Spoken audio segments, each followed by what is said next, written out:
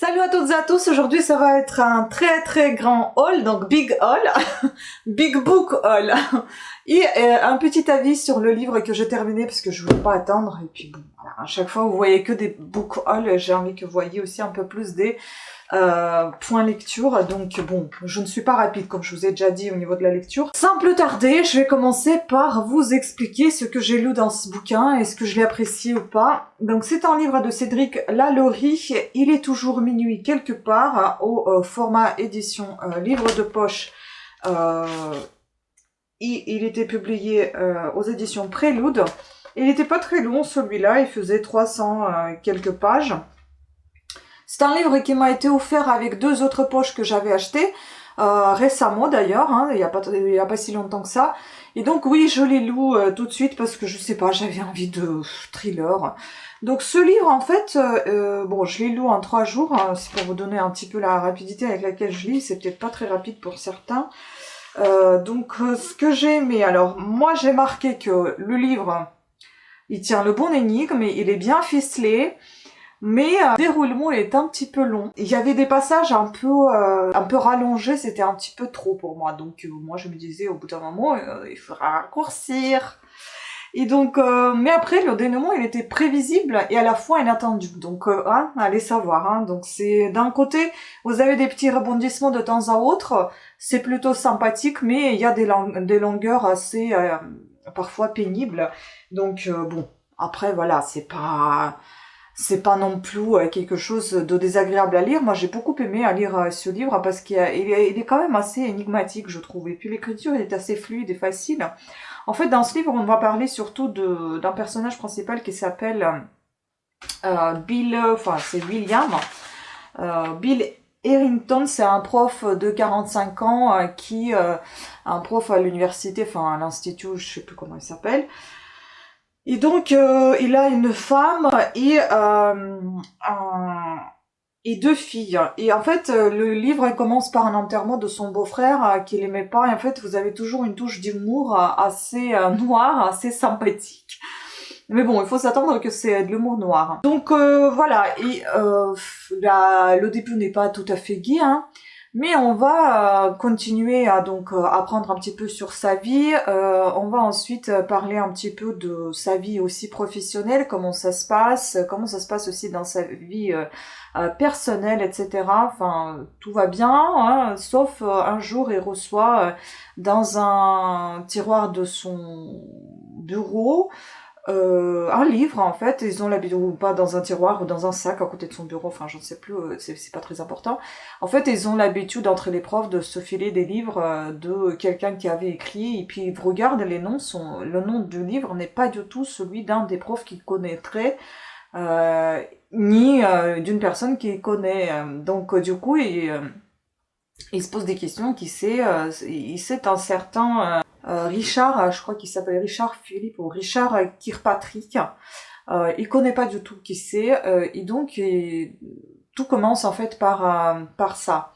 Il a vu ce livre, il le laisse de côté, il dit bon les romans ça m'intéresse pas, il pensait que c'était un roman.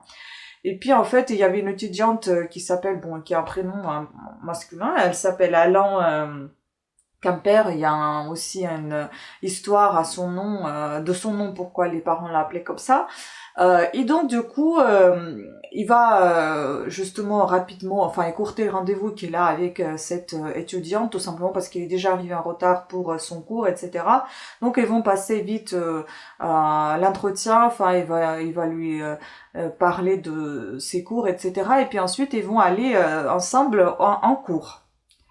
Et là, en fait, il trébuche et puis il tombe, il se casse le bras, il doit aller à l'hôpital et puis c'est elle qui va l'emmener à l'hôpital gentiment. Et puis, comme il est tombé, en fait, il a fait tomber sa serviette, son cartable, là, si vous voulez, avec le manuscrit dedans, qu'il a ramassé à la va-vite et puis qu'en le ramenant justement aux urgences, elle est restée avec son sac et donc du coup en l'attendant elle alloue une partie de ce manuscrit. Il lui a dit à la sortie des urgences que c'était quelque chose de très prenant, qu'elle avait envie de connaître la suite, etc.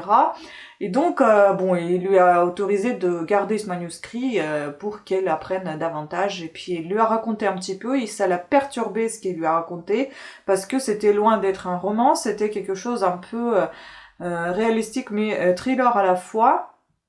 Et il est devenu tout pâle, elle comprenait pas ce qui se passe, et en fin de compte, en fait, pour résumer, pour aller au plus court, dans ce livre, c'est une histoire tragique qui est décrite, et en fait, cette histoire le concerne personnellement, ainsi que ses 3 ou 4 amis, je sais plus, je crois qu'ils étaient 4 ensemble, sur une île, quand il était ado, ils sont partis fêter leur... l'obtention de leur diplôme, il me semble, ils étaient dans un hôpital, enfin ils étaient dans des endroits abandonnés, je crois que c'était un hôpital ou un orphelinat abandonné, enfin bon, ils étaient là-bas, ils faisaient leur fête, enfin comme les ados, et puis bon, ça a un petit peu dérapé par comme ils le voulaient, et puis cette histoire tragique va être décrite justement dans le manuscrit, mais tout ne sera pas dit et dévoilé comme il le faut. Alors, il faut s'attendre aussi à une fin tragique quand même. Ce qui m'a d'ailleurs déplu, en fait, je m'y attendais pas du tout à cette fin, donc voilà, ça m'a un petit peu perturbée. Moi, j'ai plus l'habitude d'avoir des fins assez sympas. Voilà, donc, et aussi, il faut savoir qu'on va parler pas mal de veuves, peut-être que c'est une piste, enfin bon, voilà, il y en a, en fait, à chaque fois, il va dire que je suis entourée des veuves, etc., enfin bon, voilà. Et puis comme vous savez, j'aime beaucoup les petites phrases, donc j'ai bien aimé ici, il y avait justement, je vous ai parlé d'un peu d'humour, mais celui-ci c'était pas vraiment humour noir, mais plutôt juste humoristique. Elle était belle et grave, comme une tragédie grecque. Ouais. Et ici aussi on fait une référence à Shakespeare, à Macbeth. Je n'ai pas lu Macbeth, mais ça m'a donné envie de le lire, je vais voir si je vais le lire. Donc voilà, c'est une brève explication. Je vais laisser ça de côté parce que ça fait déjà 9 minutes que je parle brièvement de livres que j'ai lus. Ensuite, comme vous savez, j'ai déjà entamé Lady Scarface de Diane Ducré. J'ai beaucoup de mal, hein. Peut-être que c'est pas la période pour ce livre, j'en sais rien, mais j'ai vraiment beaucoup de mal. J'avale les pages juste rapidement comme ça, je les survole en fait sans forcément m'imprégner des histoires, parce qu'il y en a plusieurs dedans, mais au final il y en a ces petites histoires qui reviennent en une seule et enfin en un seul morceau. Et je ne sais pas si au bout d'un moment je vais terminer ce bouquin, mais en tout cas bon, je suis pas très fan. J'ai beaucoup aimé son livre de Les femmes de dictateurs, j'ai adoré. Alors celui-ci, j'ai beaucoup de mal. Bon, on verra la fin. Je vous en parlerai dès que j'aurai terminé ça. Et puis, bon, comme j'ai abandonné un petit peu les femmes de pas les femmes de Lady Scarface, bah, j'ai commencé deuxième tome de saga Rendez-vous avec le mystère, les détectives de Yorkshire de Julia Chapman. Je voulais en fait faire un point lecture à part qu'avec les sagas, la suite des sagas, parce que j'ai 3 sagas entamées, donc Agatha Raisin de MC Beaton, j'ai Julia Chapman, donc les détectives de Yorkshire, et j'ai aussi la saga de Lucinda Riley, les 7 sœurs, 1 et 4e aussi, c'est Blackwater de McDowell.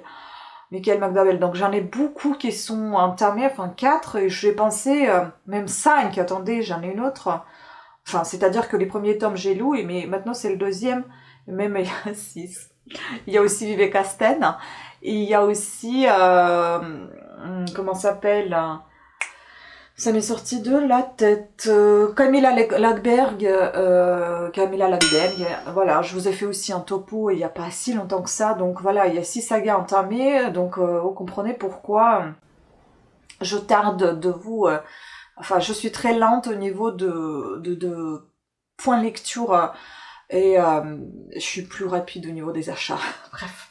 Voilà, donc c'est celui-ci, je suis quasiment à la moitié, donc je suis contente, ça avance plutôt pas mal.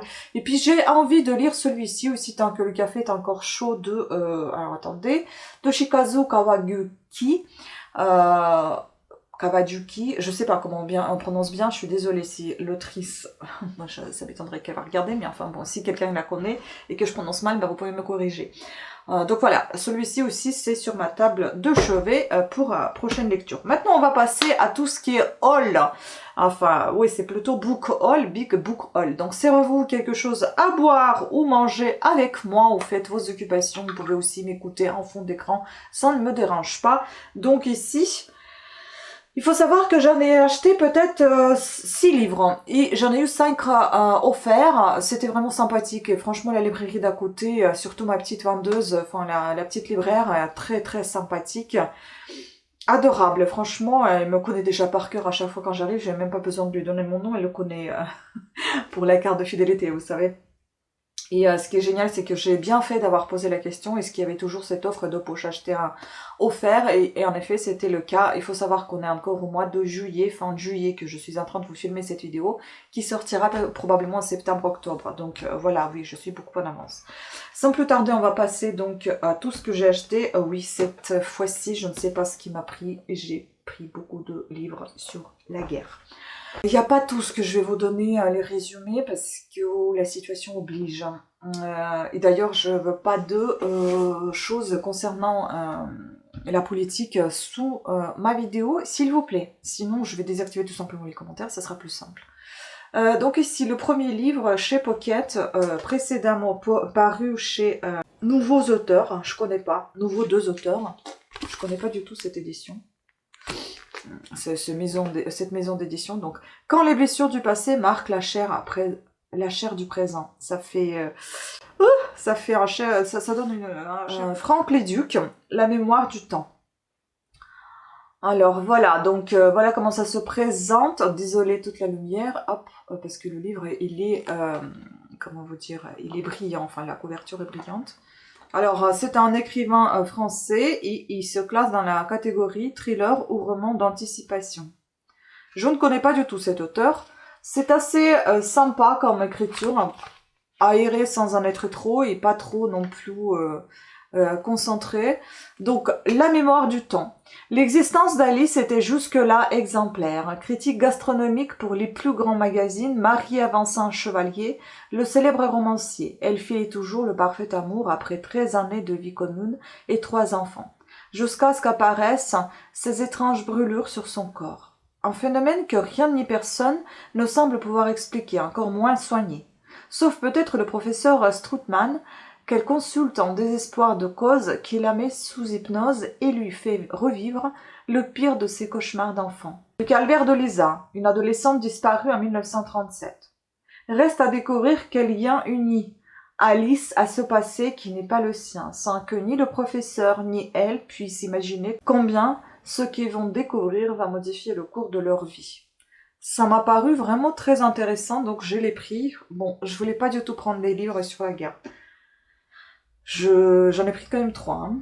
Alors ici, nous avons La vie de la Provence. Franck Leduc sort un thriller haletant, mêlant histoire et psychologie. Ah, aussi, il y a également chez Pocket son livre qui s'appelle Le chaînon manquant. Il faut que je regarde ça aussi, ça donne envie aussi ce titre. Enfin bon, on y va. Je ne vous ai pas donné le nombre de pages, et il y en a plus de 400 pages, 430 environ. Ensuite, on est chez Livre de poche. Pareil, désolé, elle brille la couverture. Rosella Postorino, La goûteuse d'Hitler.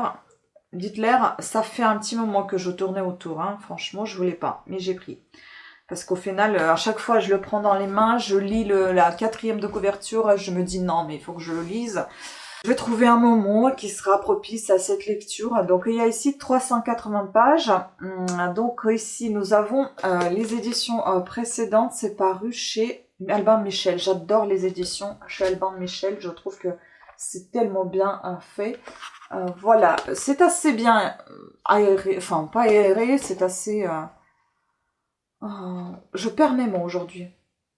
C'est bien rempli, hein. Les pages sont bien remplies. Donc...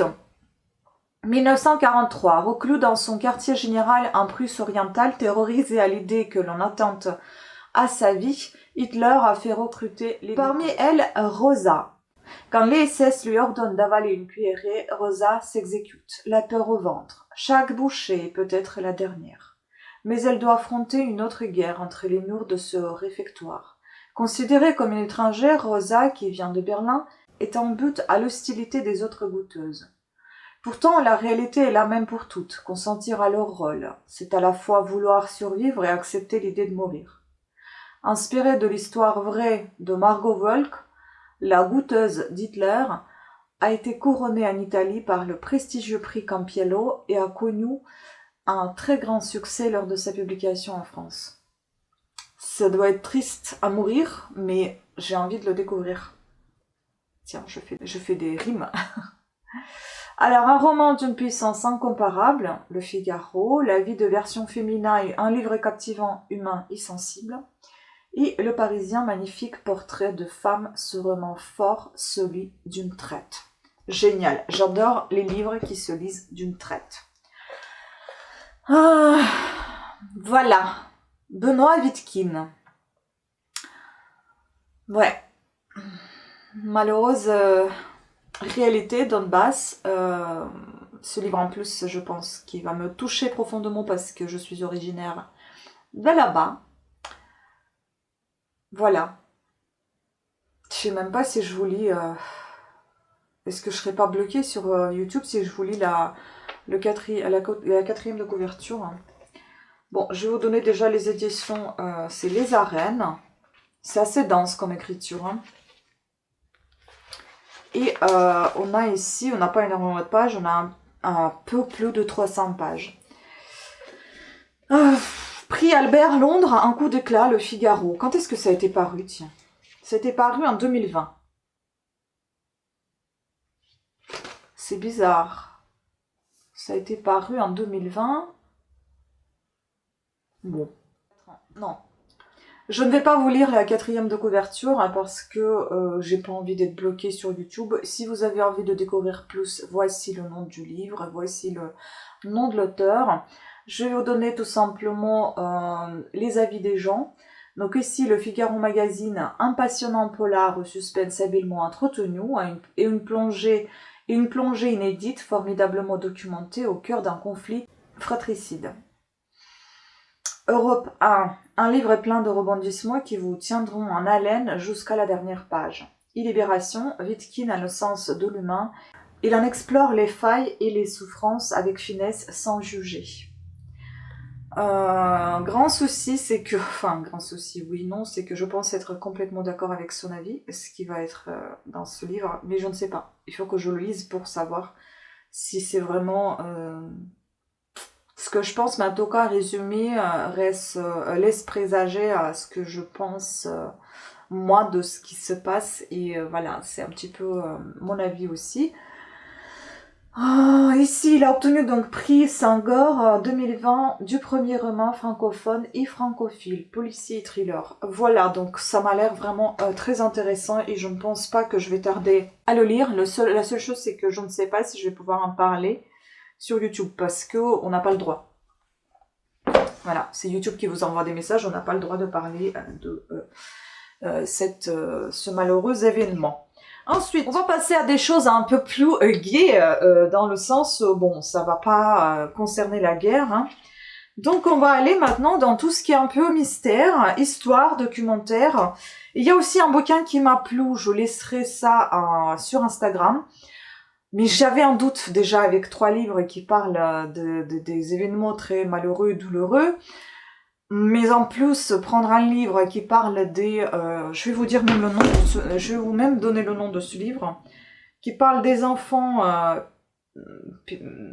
enfermés dans prison, c'est encore pire, quoi. Enfin, je vais vous donner le nom du livre que j'ai vu, qui m'a tenté, mais que j'ai, bon, je laissé tomber. Je me dis, je prends la photo et je verrai si la prochaine fois, je vais pas vouloir le prendre. C'est un livre qui s'appelle... Comment il s'appelle? Il s'appelle Le bagne des enfants de Christophe Belzer. La colonie pénitentiaire de Belle-Île-en-Mer. Puis il y a un autre qui me tente aussi, mais bon, il y en a plein encore qui me tentent, mais cette fois-ci, j'ai pris que 2 photos. L'effet domino de François Barrangère. Bon, je vous avoue qu'il y a ici un livre dont je suis tombée, on va dire, sous l'influence de... Estelle, petite lectrice. Voilà, parce qu'elle est en train de l'écouter en audio et moi je l'ai vu, enfin j'aimerais le lire. On verra. Moi je l'écoute de temps en temps, je regarde ses vidéos, j'aime bien, enfin de temps en temps, maintenant je pense que je suis devenue addict, hein. Donc j'aime bien ce qu'elle fait, j'aime bien comment elle présente ses vlogs, je pense que c'est assez naturellement présenté et c'est sympathique, enfin j'aime bien, elle est apaisante, elle est assez agréable comme personne, donc et puis elle a des origines italiennes, tout ce que j'aime, et elle vit dans le sud, j'adore, donc c'est mon endroit préféré, Cagnes-sur-Mer, enfin bon, si jamais un jour Estelle regardera cette vidéo, bah je te fais un petit coucou, et je te dirai un grand merci. Voilà, bon. Alors ici on a Corinne Valade, connais pas du tout cette autrice. Le livre, alors attendez, quand même, je vais vous parler d'abord du livre dont je vous ai dit tout à l'heure que j'étais influencée. C'est celui-ci. C'est l'apothicaire de Henri Leeuwenbroek. J'ai du mal. Donc l'apothicaire, Gélou, format livre poche, hein, aux éditions Gélou, et précédemment aux éditions Flammarion. C'est un gros pavé hein, qui fait à peu près 800 pages, hein. On n'est pas loin de 800 pages. Ça m'a vraiment tenté, mais en fait, je l'écoutais hier, je crois, sa vidéo, enfin je regardais sa vidéo et j'écoutais, et j'ai juste entendu vite fait parler, puis je suis tombée aujourd'hui sur cette couverture, puis je me dis l'apothicaire, ça me parle, ça a l'air sympa, et puis quand je vois le nom d'auteur, je me dis ah bah oui, j'ai écouté, j'ai entendu, j'ai acheté. Donc là j'étais bien influencée, hein, pour vous dire. Ce roman médiéval emprunte à Dumas et à Eco. D'ailleurs, je l'ai, roman d'Eco, il faut que je lise un jour peut-être. Passionnant. C'est la vie de Claire Julliard de l'Obs.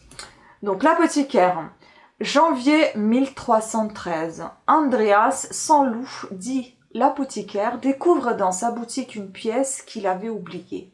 Il comprend que vivait là une personne mystérieuse effacée de toutes les mémoires.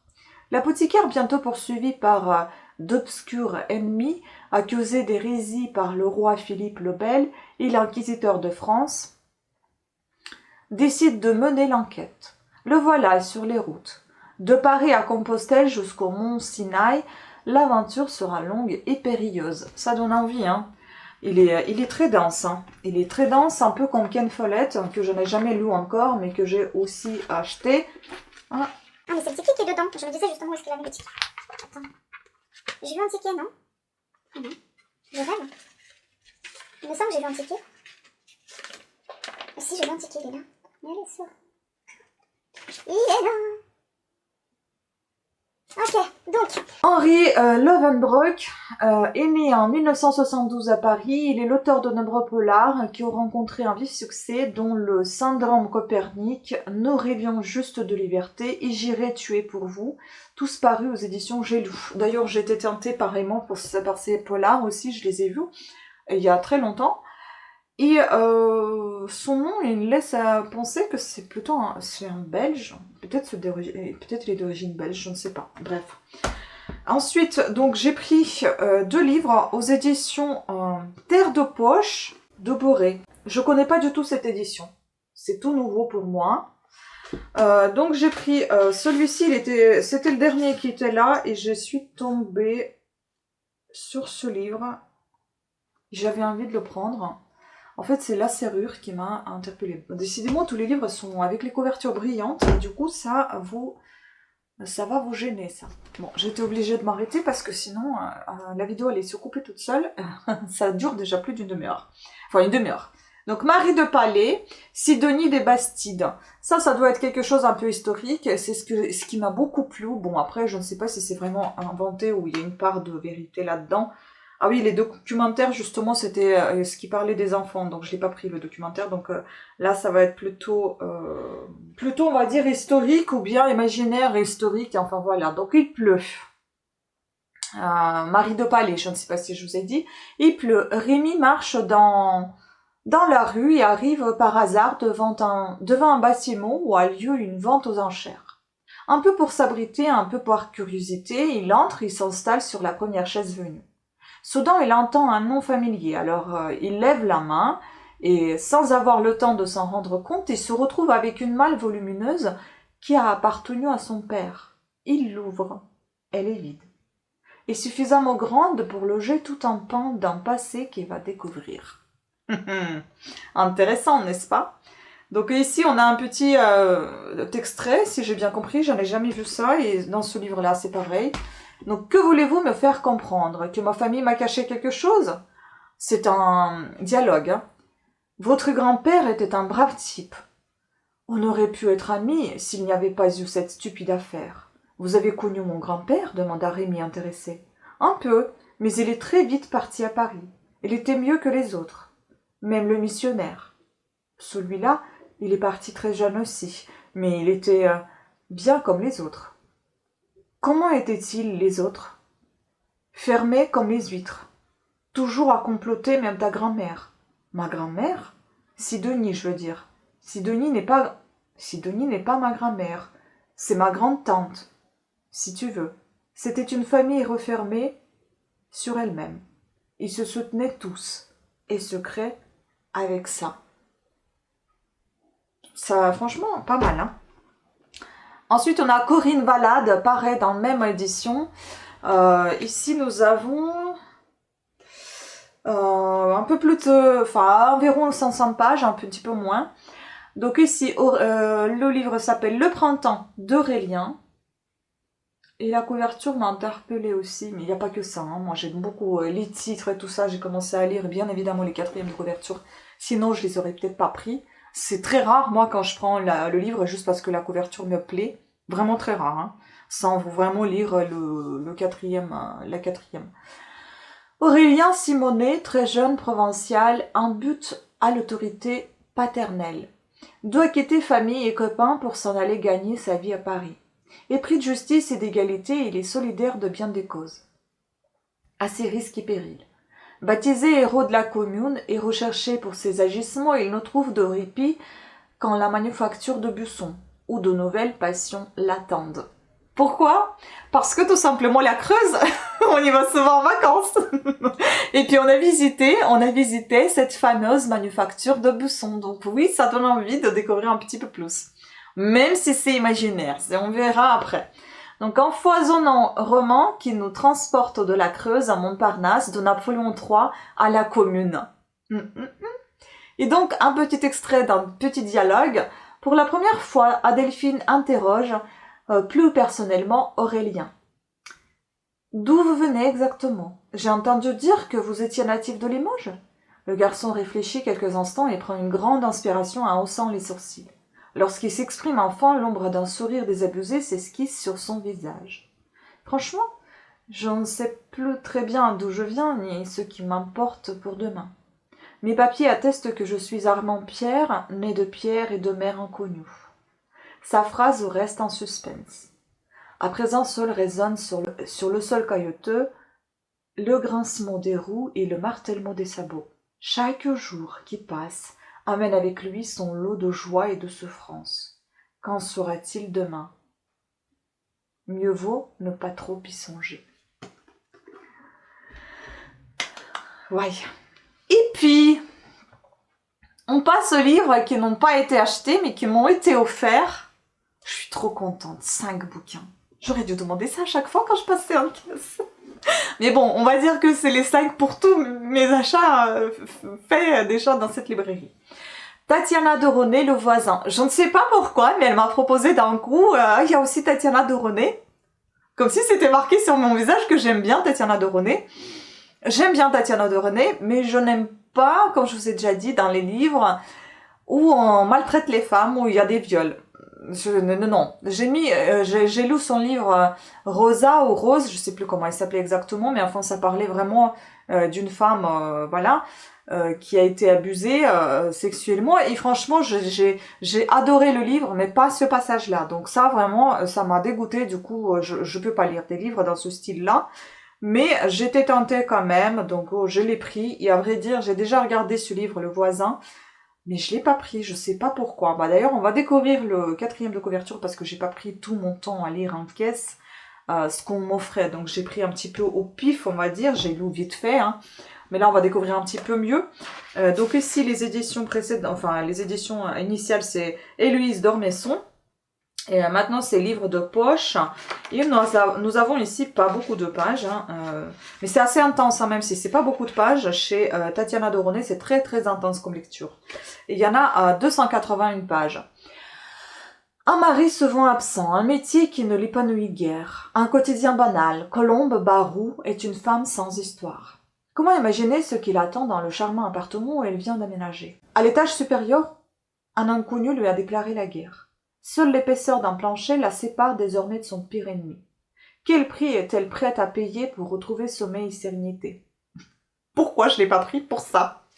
Ça me rappelle beaucoup, mes anciens voisins. Grâce à un scénario implacable, Tatiana de René installe une tension psychologique extrême. Aïe! En situant le danger à notre porte, elle réveille nos terreurs intimes. On verra. Karine Papillard de Le Point, donc son avis. Rien ne se passe comme le lecteur habitué aux films d'horreur ou aux comédies romantiques pourrait s'y attendre. Entre thrillers domestiques, conflits intimes et romans initiatiques, l'auteur brouille les cartes et conduit son histoire vers une issue aussi subtile qu'inattendue. Ça, c'est superbe chez elle.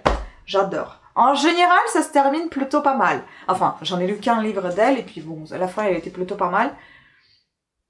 Je suis mitigée, je ne me rappelle pas trop. Bon, je vais essayer de vous mettre quand même dans le petit i ici la vie de Rose. Je crois que c'était Rose et pas Rosa que j'ai lu.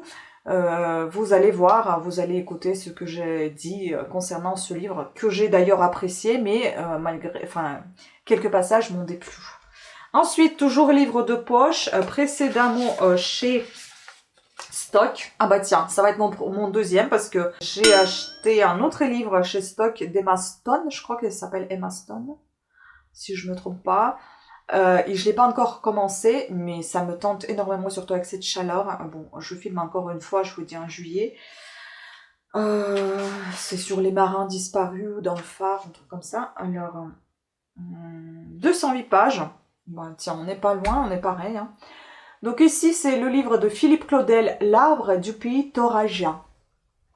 Ça doit être un truc indien, je pense. Je sais pas, Toraja, d'où ça vient. Qu'est-ce que c'est les vivants? À première vue, tout n'est qu'évidence. Être avec les vivants, être dans la vie. Mais qu'est-ce que cela signifie profondément être vivant? Un cinéaste, au mi-temps de sa vie, perd son meilleur ami. Cette disparition l'amène à plonger en lui-même et à réfléchir sur la place que les absents occupent dans notre existence.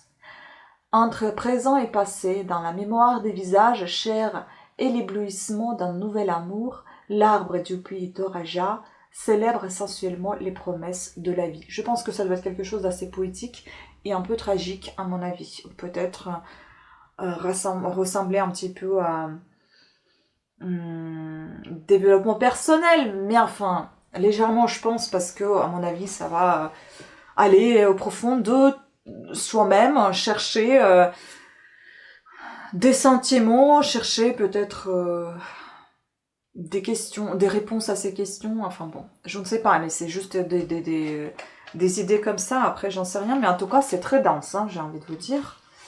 Donc ce livre est une beauté, une délicatesse, plein de pathos. Plein de pathos? Plein de pathos? Au sens propre, c'est-à-dire de souffrance et d'émotion, autant que d'étau, c'est-à-dire de caractère et d'intégrité. Le Point, Marine Dautilly. Philippe Claudel signe un chef-d'œuvre de Pierre Vavasseur, Le Parisien, et puis on a la vie de Télérama Nathalie Crom.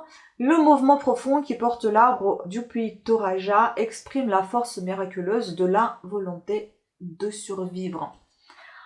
Voilà, bon, ça c'est un peu tragique quand même, j'ai envie de vous dire, je sais pas, on verra, il faut un moment précis pour ce type de lecture. Ensuite, enfin voilà, on a des couvertures qui ne sont pas brillantes. Dans les couvertures brillantes, ce qui est génial, c'est que ça tâche pas. Les couvertures mat, ce qui est génial, c'est que ça brille pas, mais ça tâche énormément. Je trouve que les couvertures brillantes, elles sont plus protectrices que celles-ci. Parce que moi, j'ai souvent les mains dans la crème, même si j'essaye de ne pas prendre le livre de suite. Mais enfin bon, quand même. Celui-ci, j'ai même pas lu le 4e de couverture, mais vous savez, vous pensez savoir pourquoi. Je pense que c'est c'est assez intéressant de savoir ce qui s'est passé sur Titanic. Enfin, des secrets, des choses cachées. La petite couturière du Titanic. C'est un roman. Je pense que ça va être aussi un peu tragique. Kate Alcott, je connais pas du tout cette autrice, donc Archipoche. Et précédemment, c'était chez... Archipoche. C'est que Archipoche. Dès la minute où Tess pose le pied sur le Titanic, on ne peut plus lâcher ce roman, ni l'oublier. Tatiana Doronet. Bah tiens. Alors, il est assez épais quand même, hein. Un peu moins de 400 pages. Assez dense, parce qu'on voit même pas trop la marge. C'est assez dense, hein. Avril 1912. Tess Collins, jeune Anglaise aspirant à percer dans le milieu de la mode, a de la chance. À peine sur le Titanic, elle fait connaissance de Lucy Duff Gordon, célébrité de la haute couture, qui va présenter sa nouvelle collection en Amérique. Sa femme de chambre lui ayant fait faux bond, la créatrice de mode décide de prendre Tess à son service. À bord, la jeune femme fait la rencontre de 2 hommes. Mais, tandis qu'un triangle amoureux se forme, le paquebot, sans que ses passagers s'en doutent, fonce vers un iceberg. À New York, Tess intègre l'atelier de Lady Lucy. Les talents de modiste de la jeune femme se révèlent bien vite. Ses premiers modèles font sensation. Mais son ascension pourrait connaître un coup d'arrêt. Ne se murmure-t-il pas, en effet, que Lady Lucy aurait eu une conduite répréhensible lors du naufrage? Oui, donc, USA Today, un roman qui mêle habilement l'histoire à la fiction. Ça, j'aime beaucoup. Donc, journaliste et romancière Kate Alcott vit à Washington avec son mari. En Allemagne et aux États-Unis, la petite couturière du Titanic est restée plusieurs semaines durant sur les listes des meilleures ventes. Elle est également l'auteur de Si près des étoiles, de Si près des... Elle est également l'auteur de Si près des étoiles. Elle est également l'auteur de Si près des étoiles, Archipoche 2020. Et celui-ci, il est paru quand alors oui, c'est Dépôt légal 2021. C'est ces éditions que ça a été paru il y a 10 ans. Voilà. Je suis désolée, je commence à vraiment manquer de paroles. Je suis très fatiguée. J'ai même pas déjeuné aujourd'hui. Et j'ai fait 14 km de marche. Alors voilà. Donc, j'étais tentée encore une nouvelle fois par les éditions Babel Noir. Précédemment chez Art de Sud, je suppose. Ah non, Babel Noir. Ce sont 2 livres offerts, bien évidemment. Victor del Arbor. Ça doit être en espagnol. Bon, je suis pas très fan de lecture... Oui, c'est ça. Je suis pas fan de lecture espagnole. Je ne sais pas, je n'arrive pas à aimer faire. Je sais pas, j'ai rien contre les Espagnols, mais ça fonctionne pas avec moi. Bon, je tente au moins, c'était offert. La tristesse du samouraï. Ouais, c'est assez dense également, mais bon, il y a quand même des marges pour les pages. Et on est à peu près à 105 pages. Alors, j'espère juste que ce n'est pas une saga ou un truc qui fait suite à quelque chose, une trilogie, parce que j'en ai un petit peu marre de me faire avoir. En Surrue d'hiver 1941, une femme élégante arpente les quais de la gare de Mérida au petit matin. Elle presse la main de son plus jeune fils et écrit à l'aîné, qu'elle s'apprête à abandonner, les raisons de sa fuite.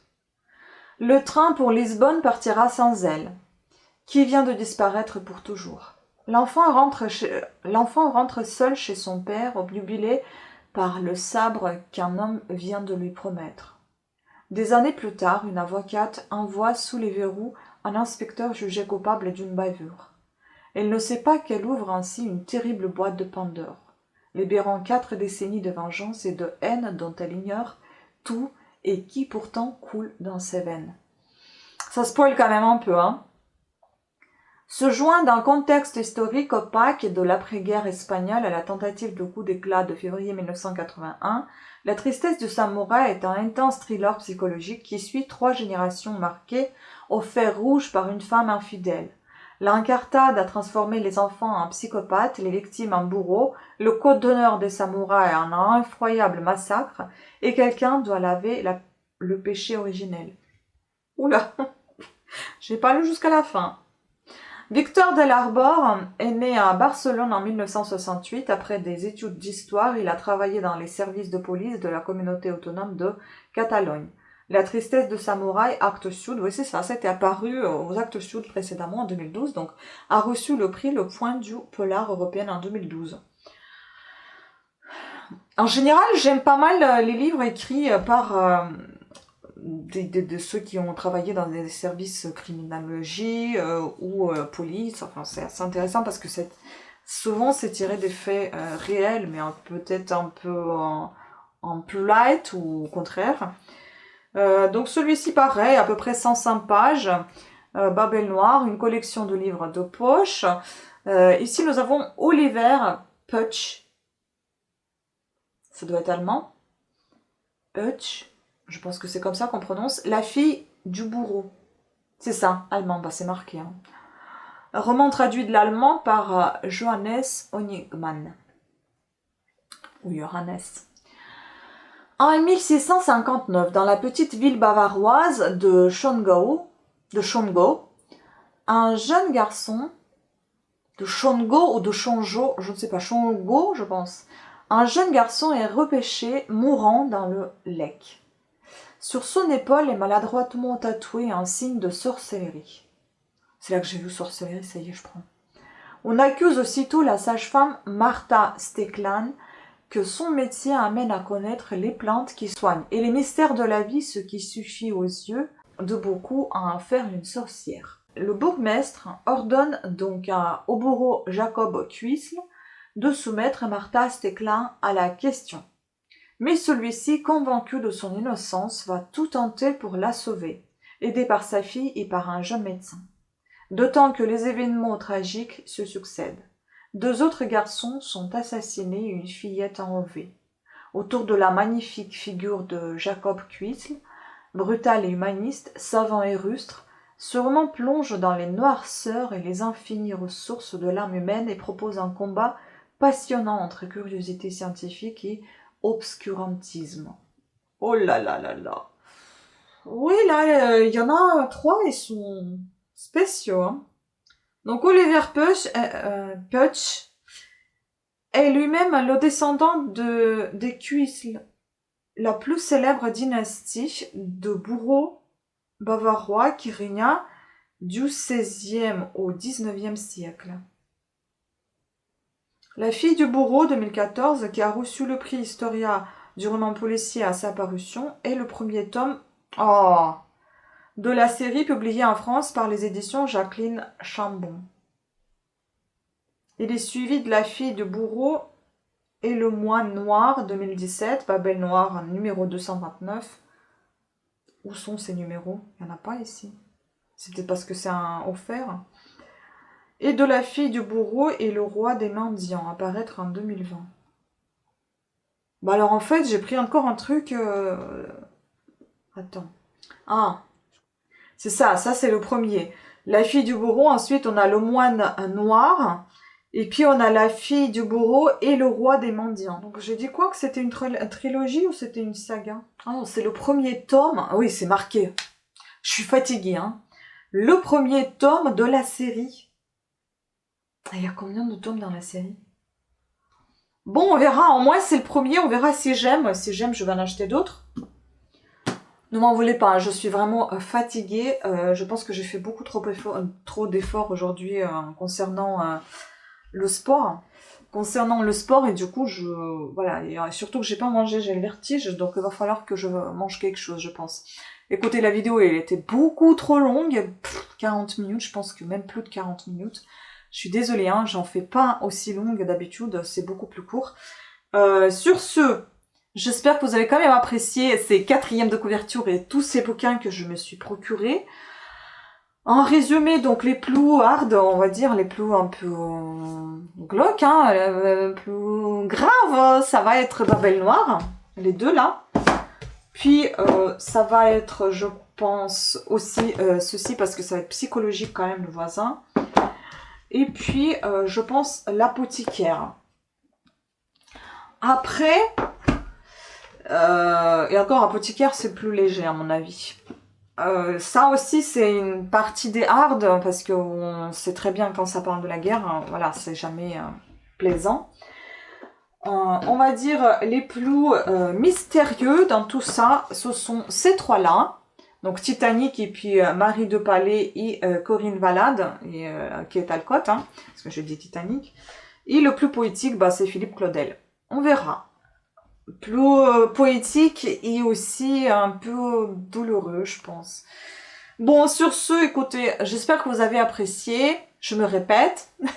Pensez à vous abonner si vous appréciez le contenu de ma chaîne. Activez la petite cloche de notification.